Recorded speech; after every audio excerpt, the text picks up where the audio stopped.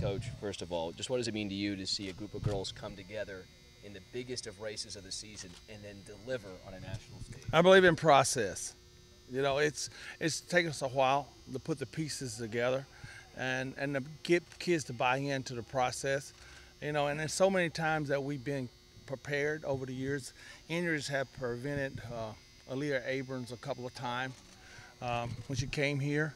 Uh, we signed her while everybody in the country knew that she was good, but she didn't have a great junior year. In turn, that kind of set us up to get one of the best athletes. And then she stayed injured here. We had some girls that helped set us in that position, Bellamy, Haith, and Erica Rucker, all kids that were setting and getting to the Nationals, but we couldn't get over. And then we brought in a young lady, Waddling, who was a piece to go along with Davis and the Mills. And we kind of had an idea after watching last year's Nationals outdoors that we had a good shot at getting it done. Yeah, you mentioned Waddling just now. She closed out the anchor leg from behind. Just from a coach perspective, as you're watching her run that final leg, knowing she was in the trail position, just as a coach, what were you thinking and how happy were you to just see her keep pushing and driving and not giving in, knowing how hard it was going to be to try to catch those two elite runners in front of her? Well, you know, it was, we expected it because she was close enough. Our deal was to have her in the hunt. We knew that she had closed on all year long. She closed on A&M at the Clemson meet. She closed on them at the Nationals, but she had, at the conference meet. But she had too big a gap, and the other girls kept her in the game. So I felt pretty good about her being in the position. If there was anybody in that building that could close it out, it was her. How meaningful is this national championship in the 4x4 relay? You know, it's something we've been talking to Coach Tanner and the program about. If we got the facilities and if we got this indoor track, that we would get the kind of kid, would get back to the point where we could be a contender.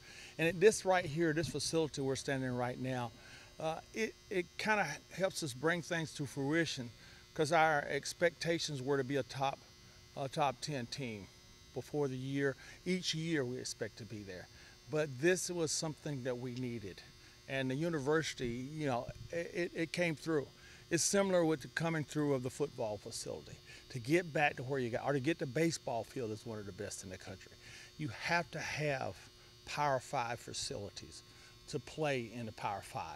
And now we have those in track. So this is what can happen on a regular basis, a regular time. These are the expectations that you can have from this program because of the commitment of the university.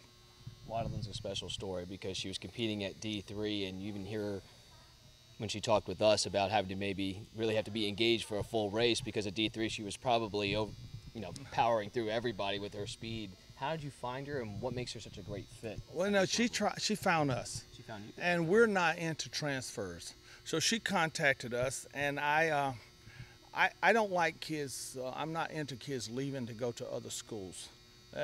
Most of the time, going to another school, you're not going to make you a professional athlete.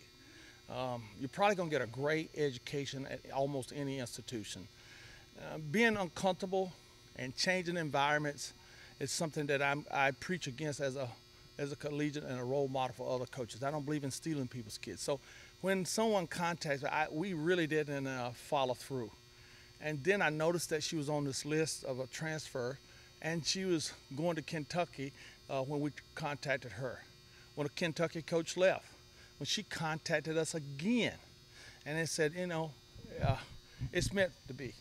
So I asked Coach Brown, I said, Coach Brown, get up with this girl, because I saw where she had been on the Pan American team. I mean, she'd been a finalist in the American Championship in the juniors. She finished last, and from a D3. And I said, it's worthy of us. We have a scholarship. We would like to have her. That's the piece we need. So we brought her in for a visit, and she said, this is where I want to go to school. And then we had, and it came to fruition.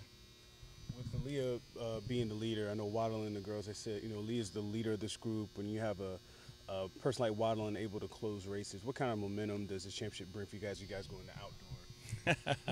We're excited because we think we got two finalists outdoors in the quarter. I think our two-girl quarter milers with Wadlin. I think she found herself in that race. She ran 51.5.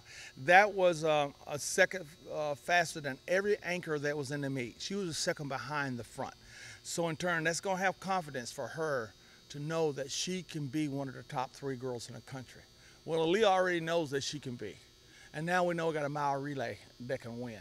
Just taking and going into the meet and having 26 points, we look and see what that does. That puts you 26 points in that meet would have put you in the top 4 in the country.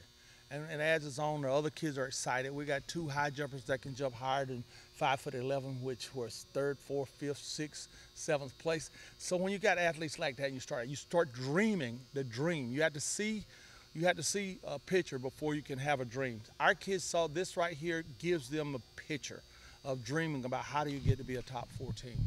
In terms of the work that goes in, just talking with the 3 of them, they push each other like crazy. Just as a coach, how nice is it to see when you have athletes like that who are driven to succeed and will do anything to get it and push each other to the point where they make each other cry at times? Yeah, they do, and that's the part that you love about seeing them grow. So we know their stories, and we know the academic center story and how they have to go through that process. The training room stories when they're injured and they're down, and the other 3 are down when one of them is down.